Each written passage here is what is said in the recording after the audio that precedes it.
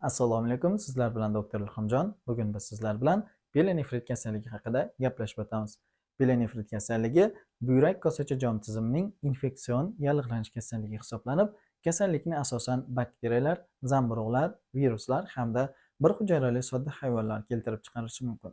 Kasallik birlamchi tarzda, ya'ni to'g'ridan-to'g'ri buyraklarga infeksiyaning tushishini hisobiga yoki organizmda infeksion o'choqlardan qon orqali yoki siydik yo'llaridagi infeksiyalarning yuqoriga buyraklarga ko'tarilishi natijasida rivojlanishi mumkin. Pielonefrit kasalligi o'tkir hamda surunkali tarzda namoyon bo'ladi. Hamda kasallik bir tomonlama, ya'ni o'ng tomonlama pielonefrit, chap tomonlama pielonefrit yoki ikki tomonlama pielonefrit ko'rinishda namoyon bo'lishi mumkin. Klinikasida bemorlarimizda ko'rishimiz mumkin. Belda og'riq, og'irlik, simirlovchi xarakterga ega bo'lgan yoqimsiz hislarning paydo bo'lishi, tez-tez siyish, temperaturaning ko'tarilishi, holsizlik, ishtahasizlik kabi belgilar namoyon bo'ladi. Bundan tashqari, bemorlar siyganda siydigining rangi loyqa sifat tarzda chiqadi yoki uning rangi o'zgaradi, xiralashadi.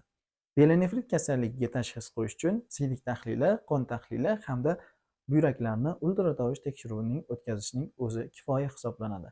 Kasallik antibiotiklar bilan davolaniladi, chunki kasallikni asosan bakteriyalar keltirib chiqaradi.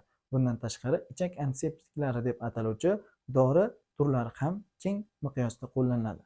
Siydik haydovchi dorivor o'simliklardan buyrak choy, polpola kabi damlamalardan ko'proq bir kunda 2-4 litrgacha ichish tavsiya etiladi. Bu siydik yo'llaridagi infeksiyalarni yuvib chiqarib tashlashga yordam beradi.